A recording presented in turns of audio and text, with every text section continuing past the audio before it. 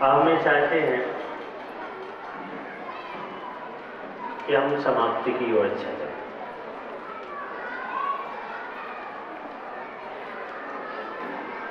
इतनी सारी बातें आपने सुनी,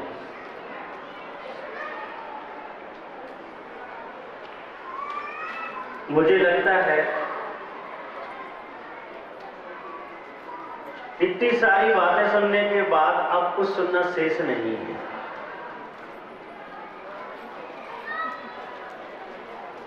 क्योंकि छल्लक जी की भाषा में जाना सुनाना ठीक नहीं है,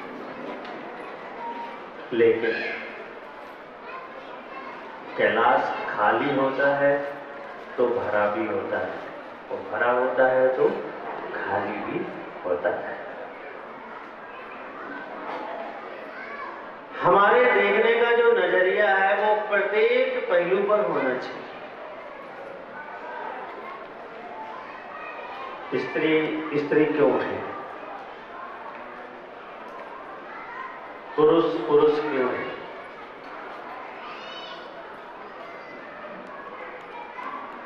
अगर हम खाली बर्तन में हाथ डालेंगे तो हाथ भी बाहर खाली ही आएगा, और अगर हम भरे बर्तन में हाथ डालेंगे तो कुछ ना कुछ तो हाथ में।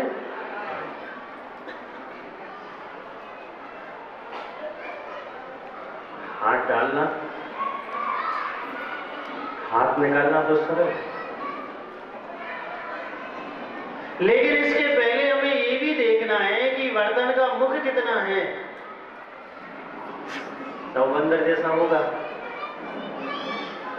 उसने घड़े में हाथ तो डाल दिया, रखे हुए चने भी हाथ में भर लिए, लेकिन चनों के साथ हाथ बाहर निकाल नहीं सका। और ये सारे निर्णय हमारी बुद्धिमत्ता पर निर्भर करते हैं कि हम कोई भी कार्य कर रहे हैं, हमें उसके संपादन का तरीका आना चाहिए। आप कार्य को महत्व देते हैं, लेकिन नीति ये कहती है कि कार्य करने की स्थिति को हमें महत्व देना चाहिए। मेहनत मजदूर भी करता है, मेहनत इंजीनियर भी करता है, आईएएस अधिकारी भी मेहनत करता है, लेकिन फल सबको अलग अलग मिलते हैं। और इसलिए मिलते हैं कि सबकी बुद्धि अलग अलग है, सबकी बुद्धि से काम करने का तरीका सबका बिल्कुल अलग अलग है। पहला विषय हमारा था संतान और समाज।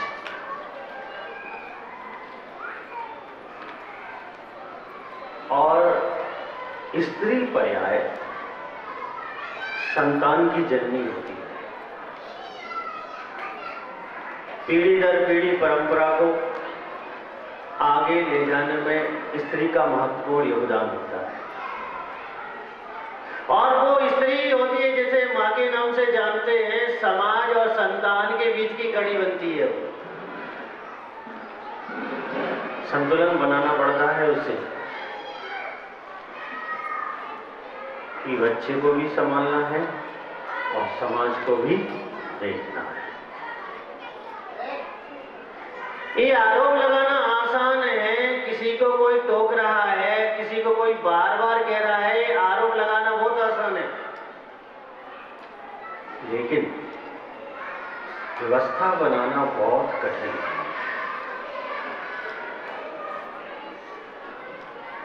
एक दार्शनिक ने ज्यादा बोलने वाले व्यक्ति से पूछा कि तुम ज्यादा क्यों बोलते हो?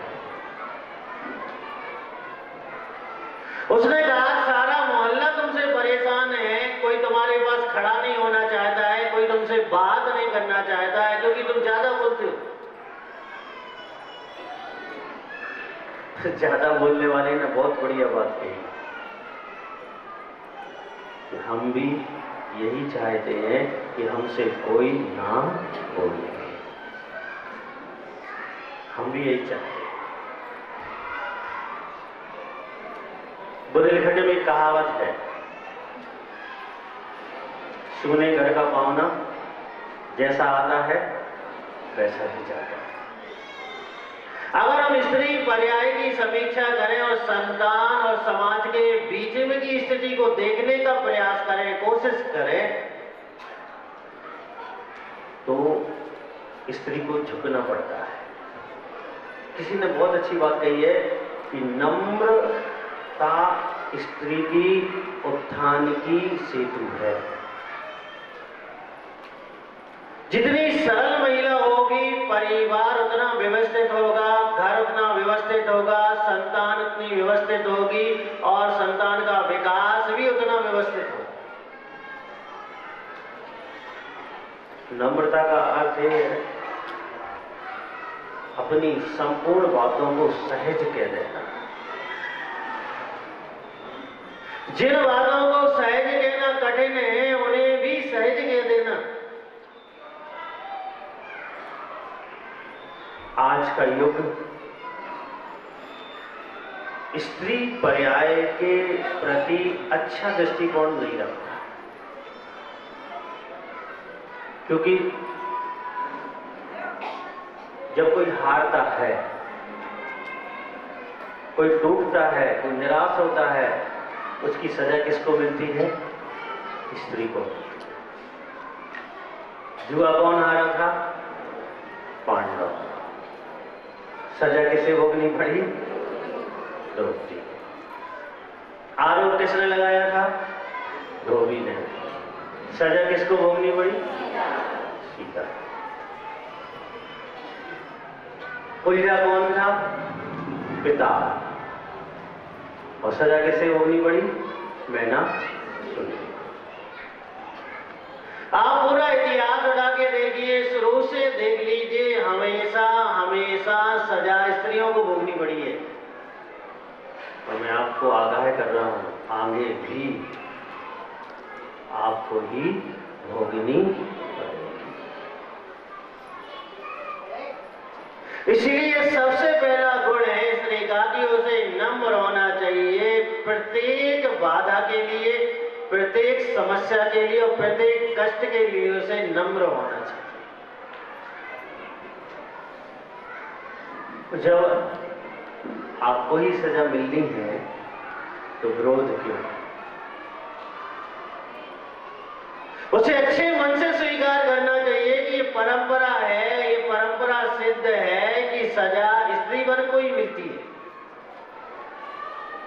पहले के लोग कहते थे पुरुषों की गलती नहीं होती, स्त्रियों की गलती होती है। आज के लोग भी यही बात कहते हैं। पहले आपको बहुत ऊंचे ले जाएंगे, फिर वहां से धाम से गिराते। पहले के लोग ऊंचे जरूर नहीं ले जाते थे, इसलिए वो गिराते ही। ये अंतर है। आज आप ये सोच रहे हो कि आज आधुनिक युग है, भौतिक युग है, हमारा बहुत उत्थान हो गया, हमें बहुत खुली छूट मिल गई, हमें बहुत स्वतंत्रता मिल गई। कुछ भी नहीं मिला, कुछ भी नहीं मिला। अब बहुत गलत फहमी में हो। लोग ये सोच रहे हैं, महिलाएं ये विचार कर रही हैं कि हमारे हाथ में मोबाइल आ गया, हम स्वतंत्र हो गए। नहीं, आप स्वतंत्र हो गए। अभी आपको एक व्यक्ति का सामना करना पड़ रहा था, अब हजारों का सामना करना पड़ेगा। अभी एक व्यक्ति आपको आप पर दृष्टि डाल रहा था, अब हजारों व्यक्ति आप पर दृष्टि डालेंगे। हजार। स्वतंत्रता हुई कि स्वच्छंदता हुई? विचार करके देखिए। अभी आपका मन एक व्यक्ति पर रुका हुआ था और अब कहने में ठीक नहीं लगता। बच्चे आते हैं हम लोगों के पास और बच्चे सही बोलते हैं। कभी हम लोग कोई ऐसा बात उनसे छेड़ दें या पूछ लें कहाँ से आ रहे हो? अभी कुछ ही दिन पहले ग्वालियर की बात है, मैंने एक बच्चे से पूछा कहाँ से आ रहे हो? तो बोले मम्मी के फ्रेंड के घर से आ रहा। मैंने उससे कहा तो भूल गया, पापा के फ्रेंड के घर गया होगा। लेकिन नहीं महाराज, मैं मम्मी के फ्रेंड के घर से आया। कितना आश्चर्यकारी बात है। यानी ये विचार करके देखें कि स्त्री ये सोच रही है मैं स्वतंत्र हो गई, मुझे छूट मिल गई, मेरे लिए आधुनिकता मिल गई, भौतिक वार्ता मिल गई, लेकिन वास्तव में वो प्रदत्त हो गई, वो ऊंचे स्तर से बहुत नीचे स्तर पर आ। लेकिन कोई नहीं समझ रहा, क्योंकि उन्हें आधुनिकता अच्छी लग रही। संतान आपको देखती है। बहुत आसान है कहना कि मां प्रथम पाठशाला है बच्चे की, बहुत पुरानी हो गई है बात। और हम कह रहे कि मां बच्चे की अज्ञानशाला है। कहां से सीखता है बच्चा? किसने सिखाया बच्चे को मोबाइल हाथ में लेना? किसने सिखाया बताओ ना? आपने। वो 6 महीने का, साल भर का, 15 महीने का बच्चा अगर आपको परेशान कर रहा है, रो रहा है, तो आपके पास क्या उपाय बचा है? क्या बात। साल की महिलाएं कितनी सत्यवादी है, 1 सेकंड में कह दिया कि मोबाइल, एक ही उपाय। और अब वो थोड़ा सा बड़ा हो जाएगा, 8 साल का, 10 साल का, 12, जब वह मोबाइल मांगेगा तो फिर आप क्या कहेंगे? क्या कहेंगे आप उससे? और अगर आप उससे ये कहेंगे तुम छोटे हो, तुम्हें मोबाइल नहीं चलाना चाहिए, मोबाइल बिगाड़ देगा, मोबाइल से बुरी आदतें आ जाएंगी, तो वो कहेगा नहीं, लेकिन मन में विचार करेगा इसका मतलब है मां तुम्हारी आदतें सही नहीं है, क्योंकि तुम्हारे हाथ में भी विचार जरूर करेगा। वो ये जरूर सोचेगा कि मां तुम मुझसे कह रही हो कि तुम बिगड़ जाओगे, इसका मतलब है तुम्हारे हाथ में मोबाइल है तो तुम कैसी हो? बिगड़ी हुई हो। विचार करके देखो। मेरी सोच थोड़ी सी इस मामले में अलग है। मां, स्त्री बलिदान का नाम है। जब तक बच्चे वयस्क नहीं हो जाते, समझदार नहीं हो जाते, तब तक मां को यानी स्त्रियों को बलिदान देना पड़ता है।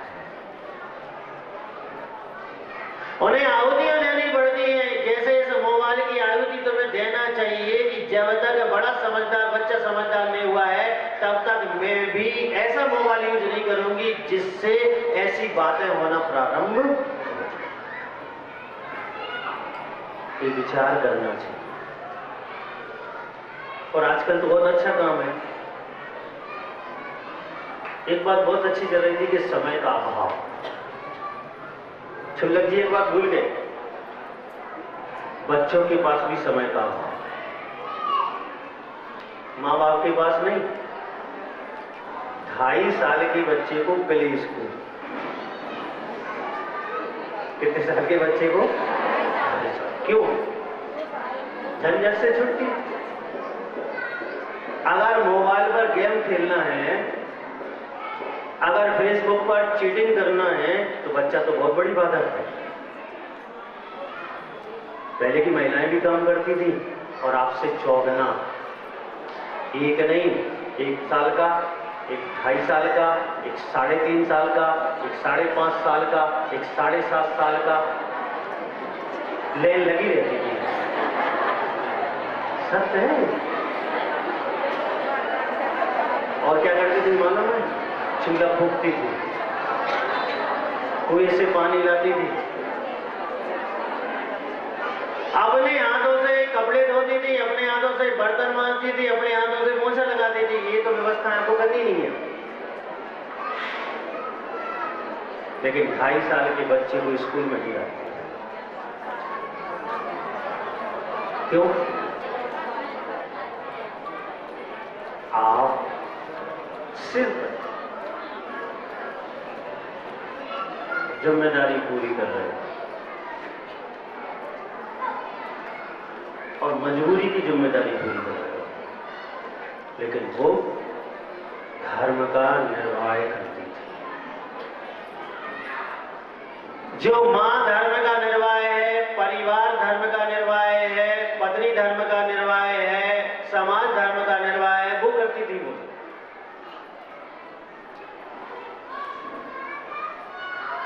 और सिस्टम चालू हो गया।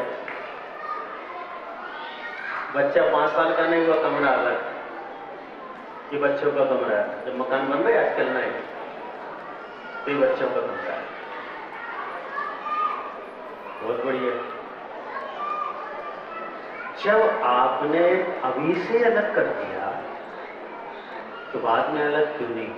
अब क्यों माथा ढूंढ रहे हो कि बच्चा शादी के उस बहू को दोष क्यों दे रहे हो? आपने उसे 6, 7, 8, 10 साल की उम्र में ही अलग कर दिया, उसका कमरा अलग हो गया।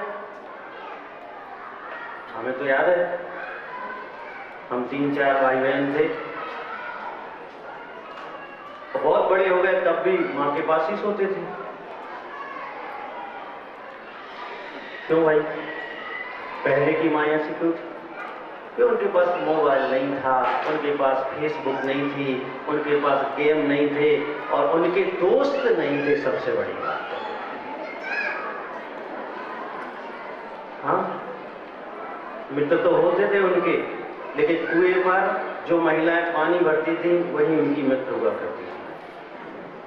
बुलावे में जो महिलाएं मिल जाती थी वो महिलाएं उनकी मित्र। लेकिन ये कभी नहीं सुना, मैंने तो कभी नहीं सुना कि मेरी मां का कोई पुरुष मित्र है। लेकिन आज के बच्चे रोज सुन रहे हैं, कहते हैं महाराज मेरी मम्मी के फेसबुक पर 500 दोस्त हैं। तो मैंने पूछा बेटा कौन से हैं? मैंने